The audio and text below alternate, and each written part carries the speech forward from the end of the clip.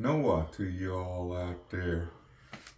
Today I got another story for you all, and this here story is has to deal with happened with my wife and my sister-in-law, and it happened down where we live at in Pawnee, and it actually was at one of our buildings out there in the Pawnee Tribal Reserve called the Community Building out there. If any of you all's been out there to the Pawnee Tribal Reserve, you know where our casino, trading post is. There's a road that runs north and south there, and it's called Morse Road there. And you go that, and you're heading north, and you'll come across some railroad tracks. And right before you cross the railroad tracks, there's a little building over there, and it's called the Community Building. And that building's been there for years.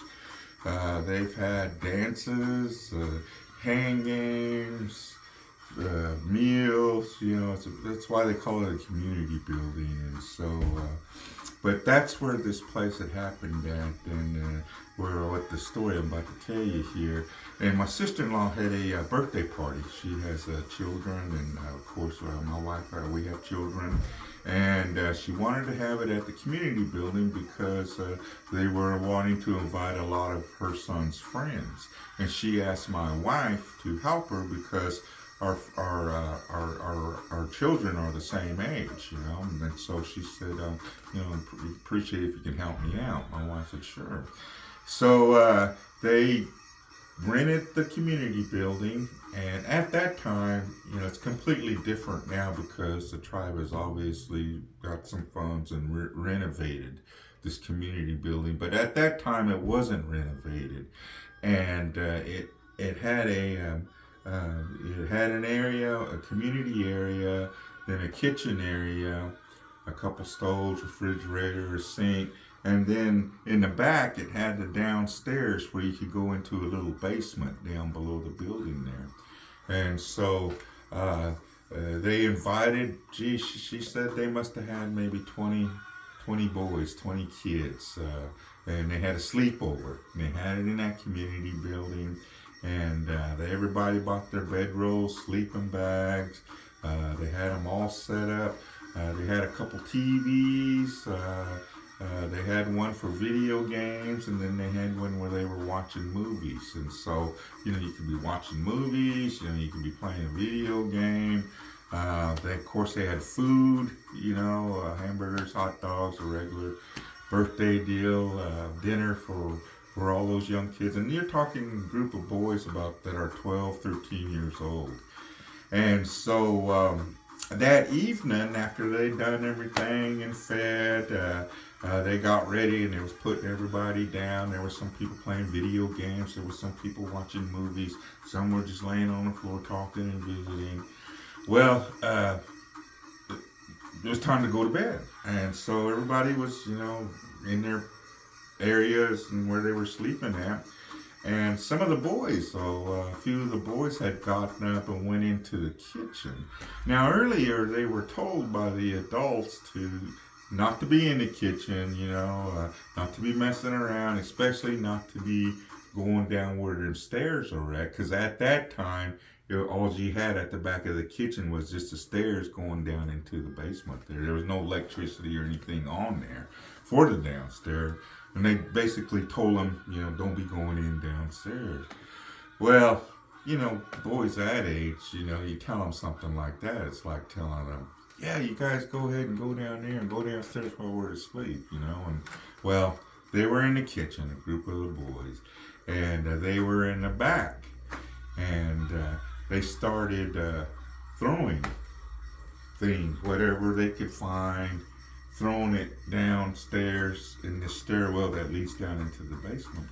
And there was one little boy there, an Indian boy, and he was telling them, he told them, he said, you know, hey, you know, we ought not to be doing that, you know, we're not even supposed to be in here, but you know how those boys are, it was late, everybody was asleep.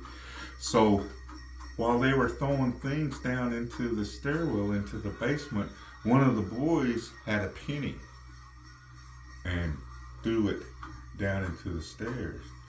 Well, right after he did that, those group of boys were standing there at the top of the stairs, and that penny come flying back up. And so it freaked everybody out, those boys, those young boys, and they all go running and screaming into the main area, out of the kitchen into the main area there. Of course, it woke up my wife and my sister-in-law, they're like, what? And, they had told them what had happened, that they were, throwing things down there, and they threw a penny, and the penny come flying back up. Of course, it freaked them out.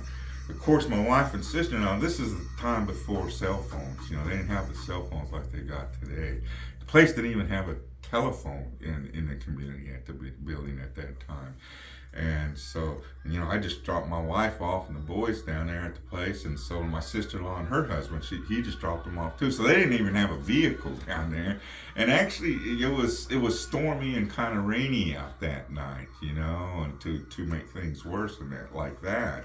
And so they got everybody down. Of course, they gave them a big bawling out, big talking to, don't be, listen to us, don't be going downstairs like that. And so they got everybody down, and one of the boys that was with the group that was throwing things down the stairwell there, well, he was laying there on the floor, and he had his head like so on the floor, and he woke up, and he said, hey, I could hear him. He said, I could hear him downstairs. Of course, my sister-in-law and my wife, they were all freaked out too now by this time, because he said he could hear this, whatever it was down there that threw that penny out. So they told him to go to bed and, not to pay attention. And they kind of put a little barricade, if you will, kind of stacked up some chairs and things that lead into the kitchen there, that led into the kitchen to keep those boys out. Of course, by that time, everybody was all in the bed and going to sleep. And so my wife and my sister-in-law, after all this had happened, they were kind of spooked too. And my wife, she goes, I don't care. She goes, I'm going to go ahead and light up a cigarette, and smoke. I'll feel better. Her father had told her in times like that, if you ain't got anything, light up a cigarette and pray a little bit with that smoke, that tobacco. So that's what she was doing, because she was kind of shook up. It was storming, lightning outside. That penny come flying up, and that little kid said he could hear that, whatever it was downstairs. There was no phone service, and so she said, I'm gonna smoke a cigarette. She wasn't gonna smoke in front of those kids. She usually went outside, but in this case, she sat right there and lit up. And that one little childish stalker white boy, he sat up. He said, Mrs. EchoHawk, can I have a cigarette too? But that's how spooky it was for them. So, but anyways, I just thought I would tell that story about the community building and what happened to my wife and sister-in-law at their birthday party. Oh.